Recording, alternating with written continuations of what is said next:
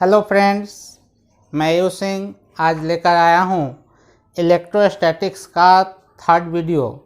देखिए, पिछले क्लास में हम लोग स्टडी किए थे एडिशन ऑफ चार्ज से पहले। एडिशन ऑफ चार्ज आज हम लोग देखेंगे एडिशन ऑफ चार्ज क्या है, चार्ज को कैसे जोड़ते हैं। कुछ लोग हिंदी मीडियम का भी स्टूडेंट है, मैं उसके साथ ही हिंदी में बोलते जा रहा हूँ। जो लोग हिंदी मीडियम का होंगे वो लोग इस पर ध्यान देंगे। एडिशन ऑफ चार्ज इसको बोलते हैं आवेश का जोड़। ठीक है, अब कैसे जोड़ते हैं? जैसे कोई भी नंबर को आप जोड़ते हैं, ठीक उसी प्रकार से चार्ज को भी हम लोग जोड़ते हैं। सपोज कीजिए कि कोई चार्ज आपका +Q1 है, कोई चार्ज आपका 2Q है और +4Q है, -5Q है। आपको कैलकुलेट करना है कि टोटल चार्ज कितना होगा। यहाँ पर कोई प्लस में है, कोई माइनस में है। तो आप जैसे किसी नंबर को जोड़ते हैं, जैसे अगर आपको बताना पड़े कि नेट चार्ज क्या होगा, यानी कुल आवेश का वैल्यू क्या होगा, तो इसके लिए हम लोग करेंगे जैसे आप सिंपली जोड़ते हैं किसी नंबर को, ठीक उसी तरह से आप यहाँ जोड़ेंगे +Q +2Q +4Q प्लस और माइनस है आपका 5Q। यहाँ पर हम लोग देख रहे हैं Q +2Q, 3Q +4Q 7Q plus minus -5Q। That means net charge आ गया आपका कितना, +2Q। नेट चार्ज का वैल्यू आ गया आपका +2Q।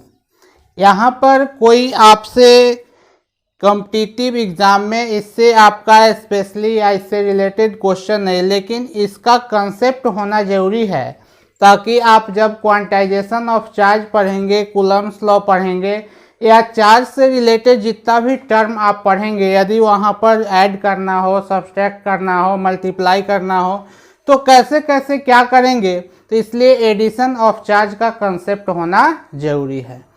इसी के बाद अब हम लोग देखेंगे मेनली क्वांटाइजेशन ऑफ चार्ज, जहां से आपका न्यूमेरिकली क्वेश्चन NCERT हो या और सारा साइड बुक है, एससी वर्मा है या क्वेश्चन बैंक है, पिछले 10 सालों का 20 सालों का जो पूछा हुआ क्वेश्चन है, उस सब को बनाने के लिए मेन हम लोग देखते हैं इसके बाद क्वांटाइजेशन ऑफ चार्ज। इसके पहले जो भी बात आप पढ़े हैं वह सारा आपका कंसेप्ट था, उसी कंसेप्ट का यूज करते हुए आगे हम लोग बात करेंगे क्वांटाइजेशन ऑफ चार्ज के लिए।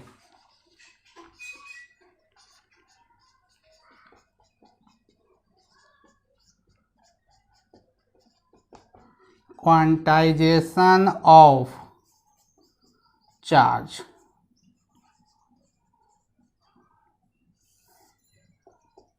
क्वांटाइजेशन ऑफ चार्ज को मेनली हिंदी में हम लोग बोलते हैं आवेश का क्वांटमीकरण। आवेश का क्वांटमीकरण, क्वांटाइजेशन ऑफ चार्ज। सबसे पहले इसमें देखते हैं कि पिछले क्लास में जो आप कंसेप्ट पढ़े थे fundamental particle of charge, charge का फंडामेंटल पार्टिकल मेनली हम लोग 3 देखे थे, इलेक्ट्रॉन, प्रोटॉन और न्यूट्रॉन।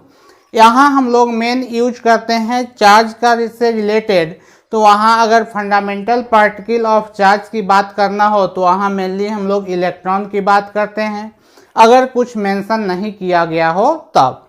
तो यहाँ पर क्वांटाइजेशन ऑफ चार्ज का डिफिनीशन होता है total charge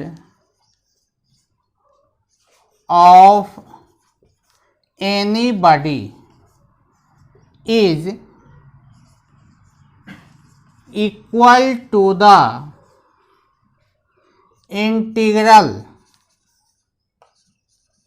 integral multiple of fundamental particle और बेसिक पार्टिकल ऑफ चार्ज। यहाँ पर आपको बताया गया है total charge of any body is equal to the integral multiple of fundamental particle of और basic particle of charge is equal to the quantisation of charge is equal to the quantisation of charge. इसको हम लोग कहते हैं quantisation of charge, आवेश का क्वांटमीकरण। Date means यहाँ पर जो कहा गया है इसी को हिंदी में अगर बात करें तो हिंदी में इसको कहते हैं कि total charge of any body, किसी भी बॉडी का जो टोटल चार्ज होगा, कुल आवेश होगा, वह किसके बराबर होगा? तो 50 के मौलिक कण के पूर्णांकी गुणक के बराबर होता है। इसको हम लोग बोलते हैं quantisation of charge. That is, इसको हम लोग लिख सकते हैं Q इक्वल टू NE, ठीक है, according to statement where Q क्या है आपका? Total charge of any body. N क्या है?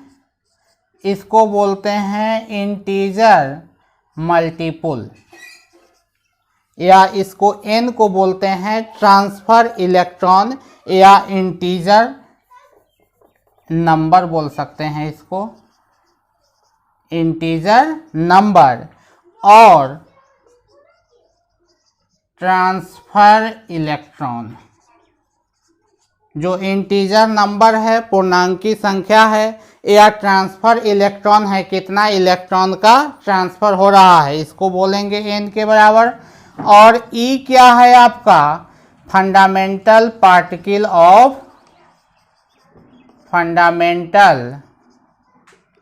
पार्टिकल ऑफ चार्ज, जिसका वैल्यू आप लोग पिछले क्लास में, पिछले लेक्चर में देख चुके हैं, 1.6 इंटू 10⁻⁻19 कूलम।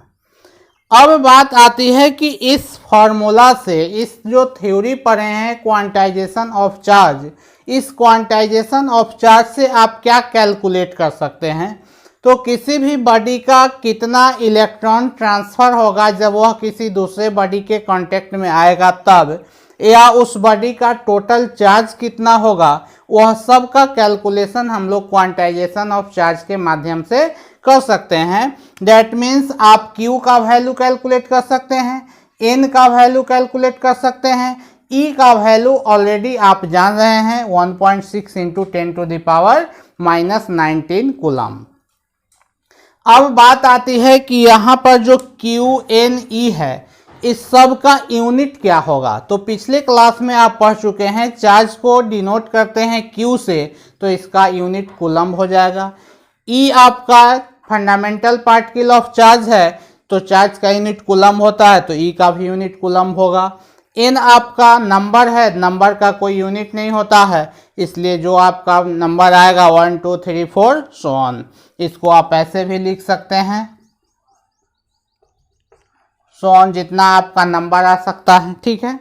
अब हम लोग इसी के आगे हम लोग पढ़ेंगे कूलम्स लॉ के बारे में। इससे रिलेटेड आपका क्वेश्चन है एनसीईआरटी का क्वेश्चन नंबर 11, आपका क्वांटाइजेशन ऑफ चार्ज दिया गया है। आप इससे क्वेश्चन एनसीईआरटी का बना सकते हैं, या क्वांटाइजेशन ऑफ चार्ज से रिलेटेड एस.सी. वर्मा हो, एम करीम हो, कोई भी बुक से आप बना सकते हैं, ठीक है लोग। तो अभी तक हम लोग देखे थे क्वांटाइजेशन ऑफ चार्ज। अब हम लोग नेक्स्ट टॉपिक देखेंगे कूलम्स लॉ।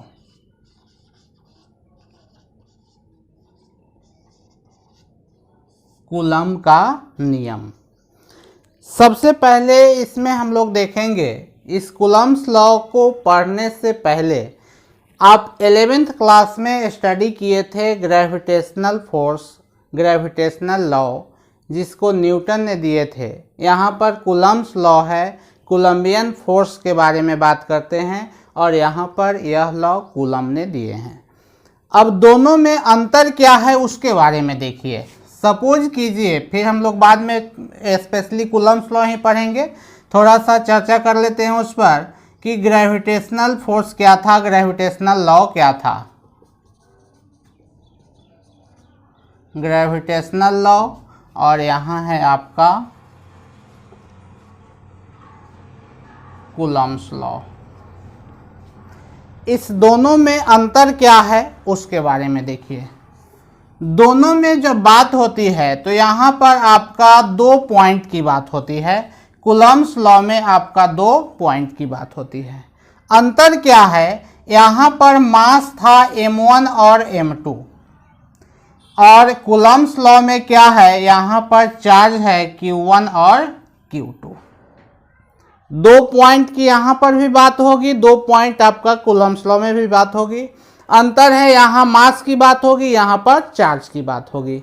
यहाँ पर केवल और केवल अट्रैक्शन की बात होती थी, यहाँ केवल अट्रैक्शन की बात होती है ग्रेविटेशनल लॉ में, जबकि कूलम्स लॉ में अट्रैक्शन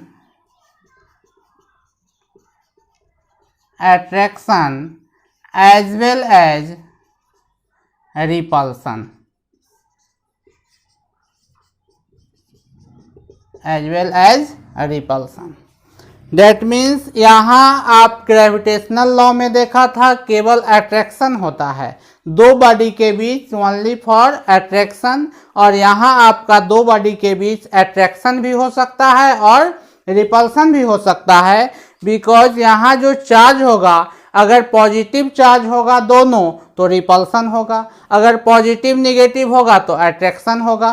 कंडीशन अप्लाई होगा कि चार्ज जो पॉइंट चार्ज हम लोग रख रहे हैं वह पॉजिटिव चार्ज है दोनों पॉइंट पे, या पॉजिटिव निगेटिव है, या फिर निगेटिव निगेटिव है। और यहाँ पर आपका मास जो होगा वह 2 बॉडी का मास होगा, उसमें आपका कोई अंतर नहीं आएगा, वहाँ मास और दोनों मास के बीच केवल और केवल अट्रैक्शन की बात होगी। अब हम लोग स्पेशली चल रहे हैं कूलम्स लॉ पे कि कूलम्स लॉ क्या है, कैसे इसको प्रूफ करेंगे, क्या इसका फॉर्मूला आएगा, कैसे इसका कैलकुलेशन करेंगे। सपोज कीजिए 2 पॉइंट चार्ज, एक है आपका कैपिटल Q और एक है आपका स्मॉल q। नाम आप कोई भी दे सकते हैं, या आप Q1 Q2 दीजिए या कैपिटल Q स्मॉल q दीजिए, इससे कोई फर्क नहीं पड़ता है, बात सेम है। अब दोनों के बीच तो कुछ न कुछ डिस्टेंस होगा। सपोज कीजिए कि इसके बीच का डिस्टेंस क्या है, स्मॉल r है। अब यहाँ जो आप देख रहे हैं कि यह 2 पॉइंट चार्ज है, एक कैपिटल Q है और एक स्मॉल q है, दोनों के बीच का डिस्टेंस है जो मुझे पता नहीं है, उसको मैंने रख दिया नाम स्मॉल r। आप नाम कुछ भी दे सकते हैं, s भी दे सकते हैं, x भी दे सकते हैं, कुछ भी दे सकते हैं, लेकिन ट्रेडिशन बना हुआ है r लोग डिस्टेंस के लिए देते हैं, तो हम लोग भी 2 पॉइंट चार्ज के बीच r दे दिया और 2 पॉइंट चार्ज का नाम दे दिया कैपिटल Q और स्मॉल q। अब यहाँ पर बात है कि कूलम्स लॉ में कूलम्स क्या स्टेटमेंट दिए थे, कैसे उसके फोर्स, जो यहाँ पर फोर्स ऑफ अट्रैक्शन होगा या रिपल्सन होगा, कितना फोर्स होगा, क्या उसका कैलकुलेशन होगा, इसके बारे में कूलम्स ने स्टेटमेंट दिए थे। देखिए इनका स्टेटमेंट क्या था। According to Coulomb's law, the force of interaction. यहाँ पर आप देख रहे हैं एक टर्म है इंटरेक्शन, नहीं अट्रैक्शन और नहीं repulsion, may be attraction may be repulsion, इसलिए दोनों को मिलाकर के हम लोग एक टर्म देते हैं interaction. According to Coulomb's law the force of interaction between 2 point charges, 2 point charges is directly proportional to the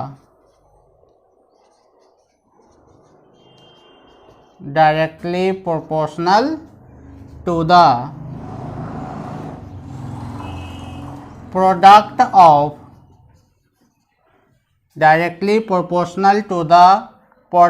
of both charge body and inversely proportional to the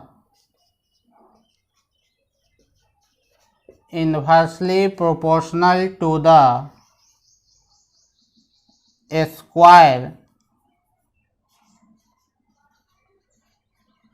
of the distance between them।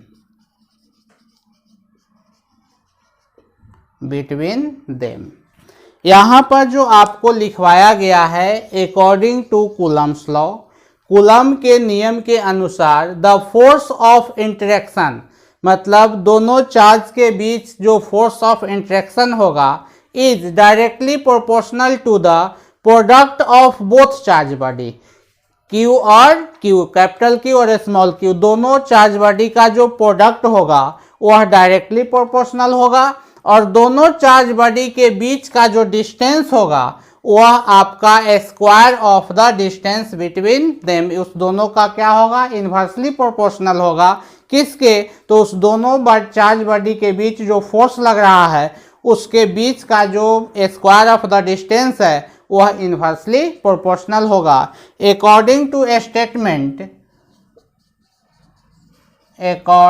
To above statement we can write,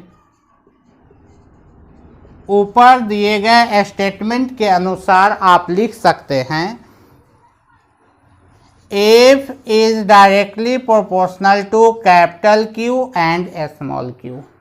यहाँ आप देख रहे हैं क्या लिखा गया है, directly proportional है किसके, product of both charge body, दोनों चार्ज बॉडी का प्रोडक्ट जो होगा वह फोर्स के डायरेक्टली प्रोपोर्शनल होगा। इक्वेशन आप फर्स्ट मान लीजिए, और इसी में लिखवाया गया है inversely proportional to the square of the distance between them. Sign दोनों का सेम होता है, अंतर है कि जो आपका डिवाइड में है तो उसको हम लोग इन्वर्सली प्रोपोर्शनल पढ़ते हैं, जो डायरेक्ट है उसको हम लोग डायरेक्टली प्रोपोर्शनल पढ़ते हैं। यह आपका इक्वेशन सेकेंड है। बुक टू बुक आपको किसी बुक में आप यह भी देखेंगे कि कूलम का दो नियम लिखा हुआ रहेगा, एक की डायरेक्टली प्रोपोर्शनल है दोनों चार्ज बॉडी के, और दूसरा जो लॉ होगा वह इन्वर्सली प्रोपोर्शनल है फोर्स ऑफ इंटरेक्शन के।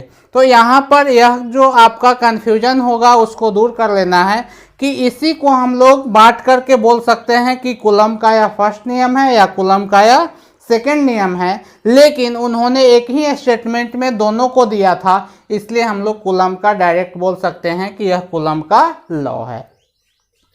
अब यहां पर देख रहे हैं दो इक्वेशन आया, from equation first and second, दोनों इक्वेशन से क्या आएगा, directly proportional to capital Q small Q by R square. यहां पर आप देख रहे हैं प्रोपोर्शनलिटी का साइन है, कभी भी जब कोई प्रोपोर्शनलिटी का साइन आता है तो आप क्या करते हैं, उस साइन को हटाने के लिए किसी कांस्टेंट टर्म को लाते हैं, और वह कांस्टेंट टर्म डिपेंड करता है चैप्टर वाइज कि आप किस चैप्टर में स्टडी करते हैं, उस चैप्टर का हम लोग प्रोपोर्शनलिटी के साइन को हटाते हैं। जैसे प्लैंक्स कांस्टेंट है तो प्लैंक्स थ्योरी में बात करेंगे, ग्रेविटेशनल कांस्टेंट है तो ग्रेविटेशनल फोर्स में बात करेंगे, कूलम्ब्स कांस्टेंट है तो यहाँ कूलम्ब्स लॉ में बात करेंगे। जहाँ भी यह प्रोपोर्शनलिटी का साइन है, यह प्रोपोर्शनलिटी का साइन जब हटाते हैं तो कोई एक कांस्टेंट टर्म आता है, that is F is equal to K capital Q small q by R square. यह जो आप देख रहे हैं, यह आपका फार्मूला आया जो फोर्स, यह फोर्स ऑफ इंटरेक्शन आपको कैलकुलेट करेगा। यहाँ पर हम लोग लिख रहे हैं इसी फार्मूला का जो टर्म है, जैसे F है तो F क्या है, फोर्स है। कि कहाँ का फोर्स, तो दो चार्ज बॉडी के बीच का जो फोर्स होगा उसको हम लोग लिख रहे हैं F इक्वल टू फोर्स है। K क्या है आपका, इसको बोलते हैं इलेक्ट्रोस्टैटिक कांस्टेंट, ठीक है, या इसी को बोलते हैं कूलम्ब्स कांस्टेंट, इसी को बोलते हैं कूलम्ब्स कांस्टेंट। अब कूलम्ब्स कांस्टेंट के का वैल्यू कितना होता है, 9 इंटू 10 टू द पावर 9। इसका यूनिट क्या होगा, न्यूटन मीटर स्क्वायर पर कूलम्ब स्क्वायर। जैसे आप पिछले क्लास में जब ग्रेविटेशनल लॉ पढ़े थे तो वहाँ ग्रेविटेशनल कांस्टेंट आया था G, वहाँ पर यूनिट था न्यूटन मीटर स्क्वायर पर केजी स्क्वायर। चूँकि वहाँ मास की बात होती थी, यहाँ पर आपका चार्ज का बात हो रहा है, इसलिए हम लोग पढ़ते हैं न्यूटन मीटर स्क्वायर पर कूलम्ब स्क्वायर। यहाँ कैपिटल Q क्या है और स्मॉल q क्या है, तो दोनों आपका क्या है, चार्ज है, ठीक है। r क्या है, डिस्टेंस है। कहाँ का डिस्टेंस, दोनों पॉइंट चार्ज के बीच का डिस्टेंस है, ठीक है। तो यह हो गया आपका कूलम्ब्स लॉ। अब यह k जो है, इसको हम लोग k इक्वल टू, कूलम्ब्स ने यह भी बताया था कि k का वैल्यू तो आपका यह है Coulomb's constant 9 into 10 to the power 9, और एक k का वैल्यू 1/4 पाई एप्सिलॉन नॉट के इक्वल भी होता है। इसको भी कूलम्ब्स ने आपको प्रूफ किए थे। आप इसी फॉर्मूला को फिर लिख सकते हैं, F इक्वल टू, पहले हम लोग लिख लेते हैं कि जो कूलम्ब ने बताया था K equal to 1/4 pi epsilon naught, ठीक है। अब यहाँ पर लिख सकते हैं कि F इक्वल टू, K के जगह पर हम लोग क्या लिखेंगे, 1/4 pi epsilon naught Q small q by R square. अब यहाँ जो आप देख रहे हैं कि 1/4 pi epsilon naught Q into capital Q into small q by R square, इसका वैल्यू हम लोग कैसे कैलकुलेट करेंगे, या तो आप लिख सकते हैं K equal to 1/4 pi epsilon naught equal to 9 into 10 to the power 9 newton metre square पर कूलम्ब स्क्वायर। आप ऐसा भी लिख सकते हैं। अब यहाँ पर बात आती है कि यह जो पाई और एप्सिलॉन नॉट, नया टर्म आ रहा है कि पाई क्या है और एप्सिलॉन नॉट क्या है। तो आप जानते हैं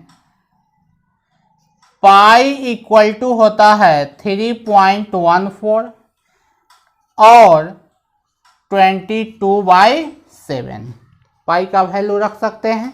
जब क्वेश्चन बनाना हो, जब आपको के का वैल्यू रखने का पॉसिबिलिटी न बने, तो पाई आप डायरेक्ट इस वैल्यू का यूज कर सकते हैं कि पाई इक्वल टू 3.14 और 22/7, और एप्सिलॉन नॉट का वैल्यू होता है 8.85 इंटू 10 टू द पावर 12 और इसका यूनिट होता है कूलम्ब स्क्वायर पर न्यूटन मीटर स्क्वायर।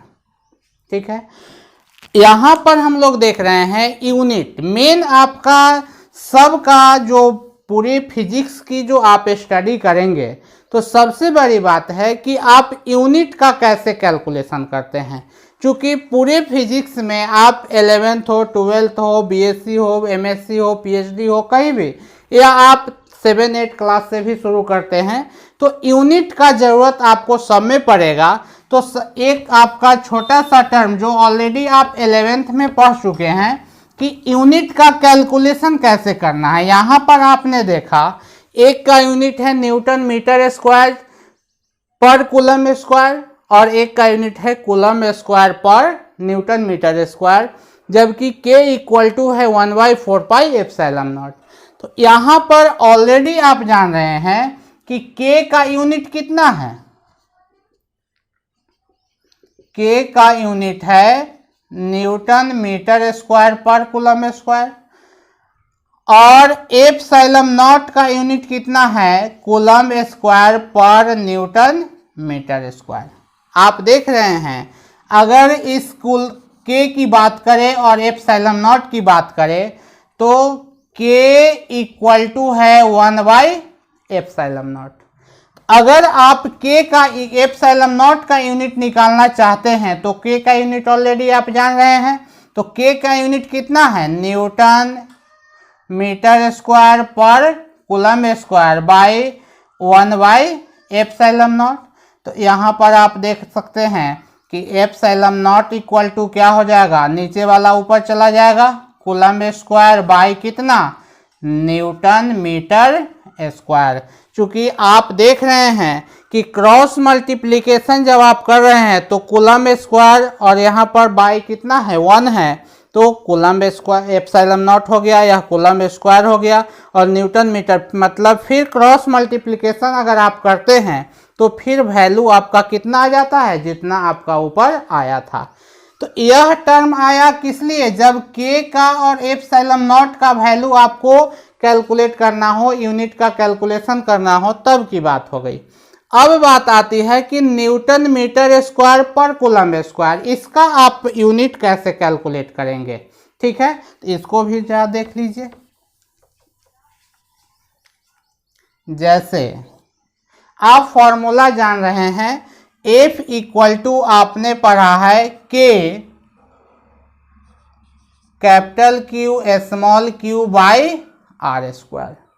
अब यदि आपको यूनिट कैलकुलेट करना है इस K का, ठीक है, कैलकुलेशन किसका यूनिट कैलकुलेट करना है K का, तो आप जान रहे हैं फोर्स का यूनिट क्या होता है newton, equal to capital Q है तो चार्ज का यूनिट क्या होगा कूलम, और स्मॉल q है तो चार्ज का यूनिट कूलम, और नीचे आपका R क्या है डिस्टेंस है तो डिस्टेंस का यूनिट क्या होता है मीटर स्क्वायर। यहाँ पर आप क्या कैलकुलेट कर रहे हैं, calculation of unit of K का यूनिट का कैलकुलेशन कर रहे हैं। तो यहाँ n इक्वल टू आ गया C कैपिटल C, और यहाँ पर आप कैलकुलेट किसका कर रहे हैं K का। यहाँ पर हम लोग देखें कि न्यूटन फोर्स का हो गया, K का कैलकुलेट करना है, कैपिटल Q चार्ज है तो C, स्मॉल q चार्ज है तो C, कूलम को हम लोग डिनोट करते हैं, डिस्टेंस का स्क्वायर है तो मीटर का स्क्वायर। इसको क्रॉस मल्टीप्लिकेशन कर देंगे, newton metre square equal to K into coulomb का स्क्वायर। अब यहाँ पर आपको कैलकुलेट करना है किसका K का, तो न्यूटन मीटर स्क्वायर पर कूलम स्क्वायर। K का आपका यूनिट निकल गया। इसी से आप दूसरे टर्म का भी यूनिट कैलकुलेट कर सकते हैं। अब बात आती है कि इस फार्मूला से यहाँ जो आपने यह फार्मूला कैलकुलेट किया है F equal to 1/4 pi epsilon naught capital Q small q by R square, यहाँ से आप कैलकुलेट कर सकते हैं फोर्स के बारे में, कैपिटल Q चार्ज मतलब एक पॉइंट चार्ज के बारे में, दूसरा पॉइंट चार्ज के बारे में कैलकुलेट कर सकते हैं और दोनों पॉइंट चार्ज के बीच का आप डिस्टेंस कैलकुलेट कर सकते हैं कि r का वैल्यू क्या होगा। तो यहाँ जो आप देख रहे हैं यहाँ कैलकुलेशन आप कर सकते हैं फर्स्ट, सेकेंड, थर्ड और फोर्थ, 4 टाइप का 4 फिजिकल क्वांटिटी का वैल्यू आप इस फार्मूला से कैलकुलेट कर सकते हैं। k का वैल्यू या 1/4 पाई एप्सिलॉन नॉट का वैल्यू ऑलरेडी आपका वेल नोन है, उसमें आपका कोई कैलकुलेशन करने की ज़रूरत नहीं है, क्योंकि वह वैल्यू आप फिक्स है, जानते हैं कि 9 × 10⁹ जो k हो या 1/4 पाई एप्सिलॉन नॉट हो, दोनों के लिए आपका वैल्यू सेम होगा। ठीक है, तो इस कूलम्ब्स लॉ से रिलेटेड आप एनसीईआरटी का या एससी वर्मा का या एम करीम का या और सारा बुक है या क्वेश्चन बैंक से आप टोटल क्वेश्चन बना सकते हैं, एडिशन और क्वांटाइजेशन ऑफ चार्ज और कूलम्ब्स लॉ से रिलेटेड सारा क्वेश्चन। ठीक है, और अब जो रेस्ट है आगे हम लोग नेक्स्ट वीडियो में लेकर के आएंगे कि मल्टीपल चार्ज के लिए कैसे कैलकुलेशन करेंगे। अभी हम लोग देखे हैं मेनली 2 पॉइंट चार्ज के बीच के लिए, अब आगे हम लोग देखेंगे कि 2 पॉइंट चार्ज से अधिक अगर चार्ज होगा तब कैलकुलेशन कैसे करेंगे। ठीक है, थैंक यू।